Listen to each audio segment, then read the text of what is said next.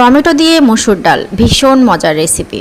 ডাল ভালো করে ধুয়ে দিয়ে দিব কাঁচামরিচ, পেঁয়াজ কুচি, রসুন কুচি, আস্ত জিরা, এরপর দিব টমেটো। আপনারা চাইলে টমেটো আরও বাড়িয়ে দিতে পারেন। এরপর ঢেকে দিয়ে ডাল সিদ্ধ হওয়া পর্যন্ত অপেক্ষা করব। এরপর ডালগুলো একটা ঘুটনি দিয়ে খুব ভালো করে ঘেঁটে দিব। আপনারা ডাল যতটা পাতলা খাবেন ততটুকু পানি অ্যাড করে নেবেন। এরপর দেব পরিমাণ মতো হলুদ গুঁড়ো, পরিমাণ মতো লবণ দিয়ে নেড়ে নিয়ে ডাল ফুটে ওঠা পর্যন্ত অপেক্ষা করব। অন্য একটি পাত্রে দিয়ে দেব পরিমাণ মতো তেল। এরপরে দেব পেঁয়াজ এবং রসুন কুচি, একটা তেজপাতা, দুটো শুকনো মরিচ দিয়ে নেড়ে নেব। এবার এই মিশ্রণটা ফুটন্ত ডালের মধ্যে দিয়ে দেব।